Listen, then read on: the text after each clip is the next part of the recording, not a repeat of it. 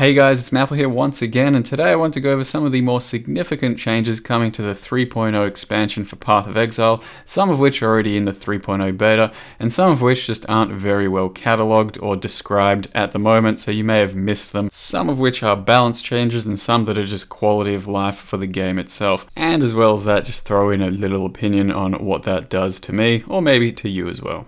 So I will start off with the ever important bandit changes. Previously to 3.0, you did have to deal with the bandits in normal, cruel, and merciless, while currently on the beta you only do bandits in normal once you hit Act 2, and as such they have buffed versions of their perks. Now, whether there's more coming in Act 8, 9, or 10, we don't yet know, but so far what we can tell you is that if you don't kill any of the bandits, you get 2 skill points. While if you save Oak, you get 1% life regen, 2% fizz damage reduction, and 20% increased fizz, which is not too bad for some of the left side of the tree characters.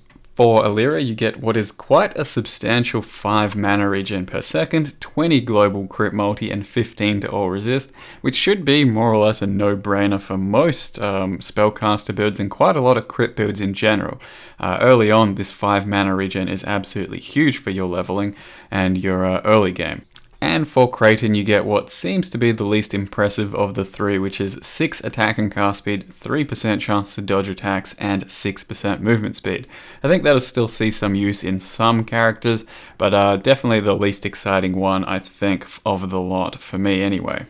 Next up is the lab, which seems to be a pretty common question asked, as previously we had to do 3 different labs with 6 trials per difficulty, as well as the Uber lab, 6 trials, and then a 4th lab in total, and that has been changed just a little. The new lab can be accessed from your hideout or any waypoint, where you now have a little aspirant plaza icon you can contact at any act.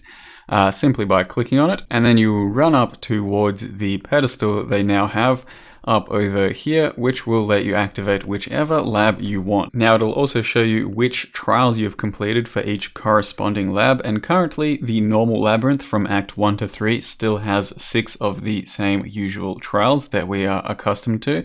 The cruel lab has just 3 trials, 1 in Act 1 and then 2 in Act 2 as per usually, but now it is just only 3 of them for the cruel lab, and then you just pop it and enter whichever lab you want as you please. Then you have the merciless lab, which only has 1 trial, but we don't yet have access to. Presumably it is from Act 8, and the endgame lab, as usual, has 6 trials that you still have to get all the way from all the maps, and 6 different ones, and then you still need the key to be able to open it. Now the labs themselves still haven't really changed as far as I can tell, and suck as always if you don't really enjoy them, which I don't particularly, but this now has streamlined the service, and of course it is going to be a lot easier to manage your labs on your different characters, and as always you only need to complete the trials 1 time per league or race or whatever it is, so that you only have to do it once per character, and then you can enter your labs as always multiple times on multiple different characters. Next up we have a bunch of new support gems. So there are 11 new support gems that just got put in today, none of which I've had the chance to touch or play with yet, and I'll just go over them real quick and see if often on an offhand glance they have any sort of viability or use. I could be completely wrong, and I probably will be, because I'm going to jump to conclusions without trying anything at all. So take all of this with a grain of salt. Starting out with the Decay support, it deals 195 damage per second, chaos damage for 10 seconds, similar to the Decay weapon effect that we get from the Delirium essence. It goes up to something like 1,000, I think, and it should be pretty decent and see some use. There could be some funky interactions with different skills and applying a bunch of chaos damage to different targets. So we'll see how that goes. It's definitely one to actually play around with though. Unbound Ailments gives you an increased duration of your ailments on enemies, as well as that an increased effect of ailments on enemies. Now that should apply to poison, bleed, ignite, all of the above. So if you're building a strong dot-based character, this could be one of the things you incorporate, and maybe one of the things we play around with, only if damage over time stuff actually ends up doing any damage over time in the late game, which is something we'll have to play around with. Immolate has supported skills deal 42 to 60 fire damage against burning enemies. At this level, seems quite okay. Could be quite useful in some sort of builds, ones that don't really care about doing too much burn damage and just want to front load the damage anyway.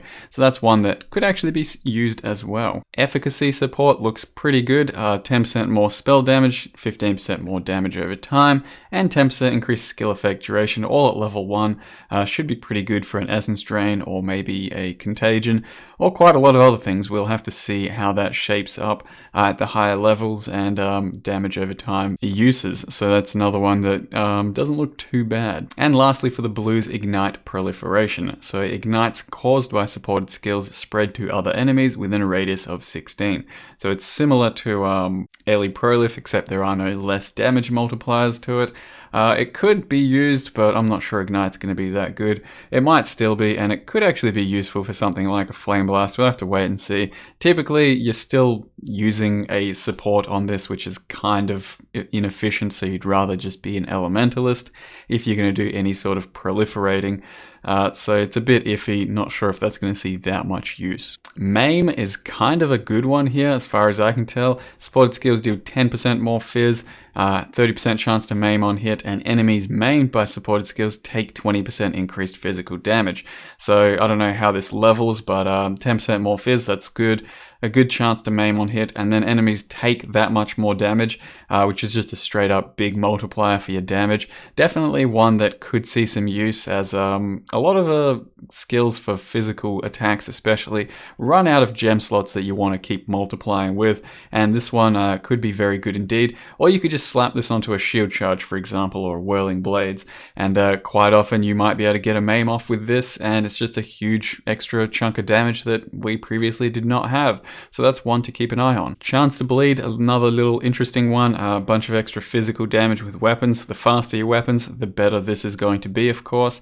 And a pretty decent chance to bleed as well. We'll have to see how that one scales up. It could just be too inefficient to use in quite a lot of cases, especially when you can get chance to bleed in a lot of other places, and the physical damage might just not be substantial enough to actually use compared to real support gems, of which there seem to be plenty now. Like our friend Brutality here, supported skills deal 35% more fizz damage. So with a melee fizz damage gem, a melee fizz on full life, a Brutality, a maim, or chance to bleed, there's a lot of extra just fizz multipliers now. You really don't have to deal any elemental where you previously ran out of gems and just threw in an added fire, for example. So this is gonna make this fizz sort of scaling potential quite high, especially people that look at this will probably think Starforge. So yeah, there's quite a lot of extra damage to be gained there, and it might make up for the fact that we don't have poison or strong bleed anymore, or it might just overall give us a net negative.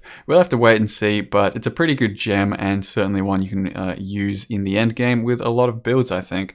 Gladiators especially, let's just say. The first of the green gems is Deadly Ailments, which seems to be along the same line of building strictly dot characters that don't really hit very hard, but are very damage over time centered, and we'll have to see how that goes. But 50% more damage with ailments and 30% less damage with hits.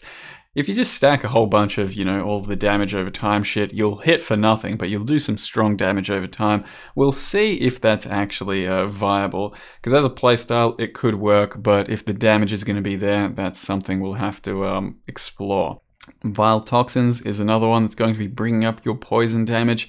The more damage with hits for each poison, up to 6, so it's a pretty easy 30% more damage with your hits, but chances are your hits are going to be doing almost no damage at this point if you're really building around poison, so I'm not too sure the validity of that. Otherwise, 30% more damage with poison, that's pretty strong, especially in a Viper Strike, for example, but no idea if that's going to be viable.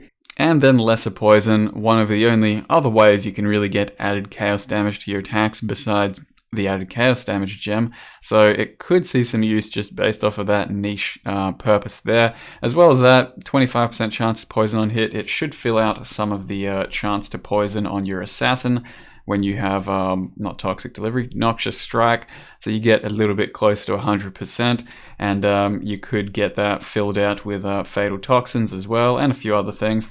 So yeah, you could potentially see some use out of this gem, but it looks a little lackluster to me on its surface, and I'm not sure it's all that good unless proven otherwise. Next up is the Volatile mechanic, which has just now been released onto the beta and has been reworked. Now what happens is, instead of instantly exploding, well, we'll see for ourselves, shall we? A ball now spawns that chases you, and if it hits you, bad things happen. Now, even if it hits you, it still has a split second to then go off and for you to go away. So as a melee character, this is infinitely improved over the previous version. As a ranged character, once again, infinitely improved. You'll probably never get hit by volatiles ever again, it seems. And that does seem to be a much smoother mechanic, maybe a bit too easy even. We'll have to wait and see throughout endgame mapping. But if you are for whatever reason against a change like this because my game's getting easier or whatever, please, Volatile was a terrible mechanic, especially in endgame mapping, especially for melee characters, especially for life-based melee characters. It wasn't fun at all, and it was no real way to play around it, except for just stack a shitload of life and don't run hard maps. So it's a good change. If it's too easy, you know, that's a bit of a shame, but I think at this point it's something we're willing to take. As well as that, there should be some reflect changes coming in 3.0 and potentially the beta, but they're not in yet and we don't know what's going to happen there. But the last thing I'll mention is that boss fights and boss health across the board is apparently increased on the beta and coming for 3.0. Not necessarily the progression side of things when you're just leveling, but when we get to maps and endgame bosses, like your map endgame bosses and its series and all of that, have a lot more life than they previously did. These are just data mine numbers though, so yeah, not sure if that's going to happen for real and exactly how much it does, but if it is a real change and boss numbers and health are going up by about double, that is somewhat interesting, somewhat good, and somewhat bad.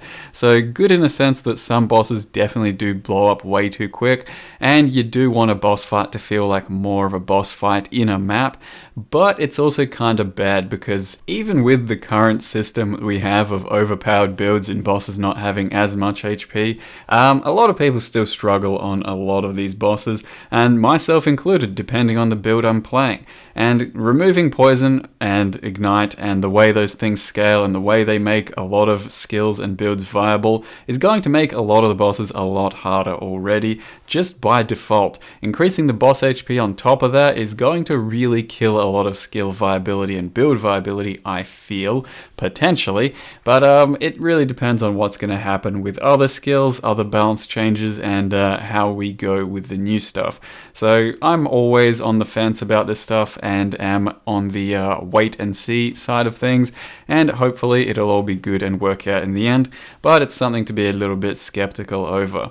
So that's for now all of the changes coming and all the ones I really wanted to talk about at the moment. Hope you guys enjoyed the video. Thanks for watching, and see you next time.